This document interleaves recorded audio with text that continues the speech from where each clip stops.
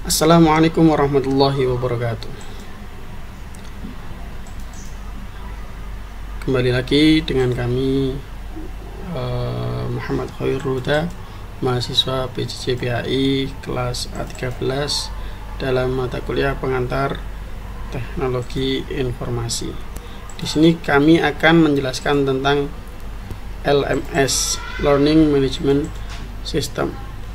Jadi alangkah baiknya ketika kita belum tahu apa itu LMS, maka kita perlu kenalan terlebih dahulu. Jadi kita mengenal sistem manajemen pembelajaran LMS, yang mana LMS itu adalah Learning Management System. LMS ini adalah platform digital yang memungkinkan pengaturan, pengiriman, dan pemantauan pembelajaran secara efektif. Sistem ini menyediakan alat untuk mengelola kursus, membuat konten, memantau kemajuan siswa, dan memfasilitasi interaksi antara pengajar dan peserta didik kita. Adapun manfaat menggunakan LMS, yang pertama adalah fleksibilitas pembelajaran. LMS memungkinkan peserta didik untuk belajar kapan saja dan di mana saja, menyesuaikan dengan jadwal dan gaya belajar masing-masing. Selanjutnya, efisiensi biaya. Penggunaan LMS dapat mengurangi biaya operasional yang biasanya dibutuhkan dalam pembelajaran tradisional.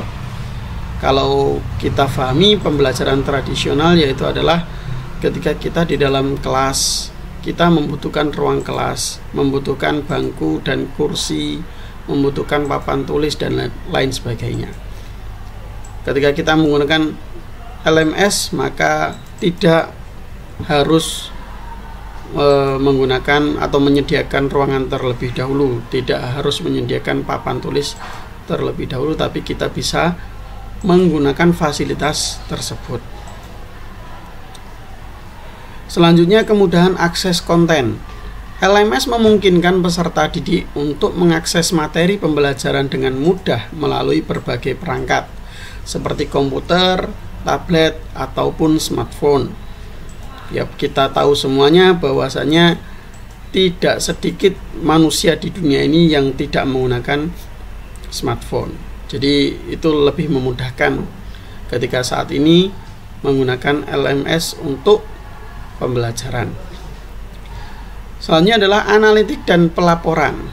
LMS menyediakan data dan analitik yang berguna untuk memantau kemajuan peserta didik dan membuat keputusan instruksional yang lebih baik. Jadi kita bisa memantau anak didik kita melalui LMS, yang mana nanti personalnya bisa kita ukur dan datanya bisa kita masukkan. Jadi kita bisa mengetahui perkembangan peserta didik kita. Fitur-fitur utama LMS, yang pertama manajemen konten. Sistem LMS yang andal memudahkan pengguna dalam mengupload, menyusun, dan mengatur berbagai konten pembelajaran seperti materi, video, latihan, dan kuis. Jadi adanya LMS ini memudahkan, bukan untuk menyusahkan. Untuk selanjutnya adalah penjadwalan. Fitur penjadwalan memungkinkan administrator untuk mengatur dan memonitor aktivitas pelatihan, seperti jadwal kelas, batas waktu, pengumpulan tugas, dan tanggal ujian. Seperti halnya yang kita lakukan selama ini, yaitu portal akademik yang kita gunakan sampai saat ini dan sampai lulus besok. Pelaporan. Sistem LMS yang baik menyediakan fitur pelaporan yang komprehensif, memungkinkan analisis kemajuan peserta didik, tingkat keaktifan, dan evaluasi aktivitas program pembelajaran. Selanjutnya adalah kolaborasi. Fitur kolaborasi memungkinkan peserta didik dan instruktur untuk berdiskusi, berbagi ide, dan bekerja sama secara daring melalui forum obrolan dan alat komunikasi lainnya. Kita perlu memilih LMS yang tepat. Yang pertama, kita harus mengidentifikasi kebutuhan.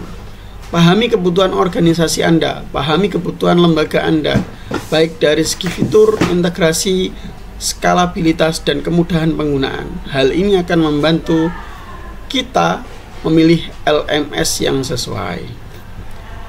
Yang kedua, pertimbangkan biaya. Nah, evaluasi biaya kepemilikan LMS termasuk biaya lisensi, pemeliharaan, dan pelatihan penggunaan. Pastikan agar sesuai dengan anggaran kita, biar tidak boncos ini. Yang ketiga adalah uji coba dan evaluasi. Kita harus mencoba beberapa LMS yang berpotensi dan bisa dievaluasi fiturnya, antar muka pengguna dan kemampuan untuk memenuhi kebutuhan kita. Lalu libatkan pengguna akhir dalam proses ini. Mengintegrasikan LMS dengan sistem lain, yaitu mengintegrasikan sistem manajemen pembelajaran LMS ini dengan sistem lain dapat memberikan banyak manfaat bagi organisasi ataupun lembaga kita. Ini memungkinkan pertukaran data dan informasi yang lebih efisien serta meningkatkan pengalaman pengguna dan efektivitas proses pembelajaran. Beberapa contoh sistem yang dapat diintegrasikan dengan LMS meliputi sistem manajemen sumber daya manusia, sistem pelaporan dan analitik, hingga platform kolaborasi dan komunikasi. Dengan integrasi yang tepat, LMS dapat menjadi pusat ekosistem digital pembelajaran organisasi. Mempersiapkan konten pembelajaran. Pastikan konten pembelajaran yang disiapkan selaras dengan tujuan dan sasaran program, mulai dengan menyusun silabus, rencana pembelajaran, dan membuat materi yang menarik serta interaktif. Gunakan berbagai media seperti teks, gambar, video, dan animasi untuk memperkaya pengalaman belajar. Lakukan uji coba dan evaluasi konten secara berkala untuk memastikan kualitas dan efektivitasnya. Perbarui konten secara berkala agar tetap relevan dan menarik bagi peserta didik kita. Mengatur akses dan hak pengguna. Peran pengguna dalam LMS, pengguna dapat memiliki peran yang berbeda-beda, seperti administrator, instruktur, dan siswa. Setiap peran memiliki hak akses dan kemampuan yang spesifik. Lalu pengaturan akses, admin dapat mengatur tingkat akses pengguna terhadap fitur-fitur LMS seperti mengelola konten, monitoring, aktivitas, dan membuat laporan. Personalisasi pengalaman. LMS memungkinkan personalisasi pengalaman belajar sesuai dengan kebutuhan dan preferensi masing-masing pengguna, seperti menyesuaikan tampilan dan fitur yang ditampilkan. Terakhir ini adalah keamanan data. Sistem LMS harus memastikan keamanan data pribadi dan pembelajaran pengguna dengan mengatur hak akses dan perlindungan informasi sensitif supaya tidak bocor informasi pribadi kita. Memantau aktivitas dan kemajuan peserta. Di sini ditampilkan bahwasanya kita bisa melacak kehadiran peserta didik kita dalam aktivitas pembelajaran, memantau kemajuan belajar, dan menganalisis perilaku, yaitu mengidentifikasi pola interaksi dan perilaku peserta untuk menyesuaikan pendekatan pembelajaran. Dengan LMS yang terintegrasi, kita dapat memantau aktivitas dan kemajuan peserta secara komprehensif. Lacak kehadiran, pantau pengerjaan tugas, dan analisa pola interaksi untuk memberikan umpan balik dan dukungan yang tepat guna meningkatkan hasil belajar.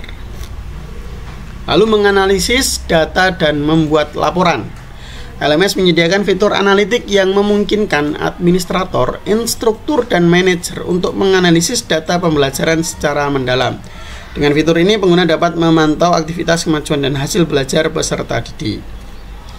Nah, di sini ada contohnya, jenis analitik, aktivitas peserta didik. Deskripsinya adalah mengumpulkan data tentang waktu login, konten yang dikonsumsi, tugas yang diselesaikan, dan lainnya. Untuk kemajuan pembelajarannya, kita bisa melacak kemajuan peserta didik dalam mencapai tujuan pembelajaran, nilai ujian, dan tingkat kelulusan. Evaluasi kursusnya, menganalisis tingkat kepuasan, keterlibatan, dan efektivitas kursus untuk meningkatkan kualitas pembelajaran. Hal analisis dapat dijadikan dalam bentuk laporan, dashboard, atau visualisasi data yang membantu pengembalian keputusan yang lebih baik. Pemeliharaan dan pengembangan LMS. Jadi LMS juga harus dipelihara supaya tidak ada kendala ketika penggunaannya. Yang pertama adalah pemeliharaan sistem. Yang selanjutnya pengembangan fitur, umpan balik pengguna, dan menganalisis dan pengukuran.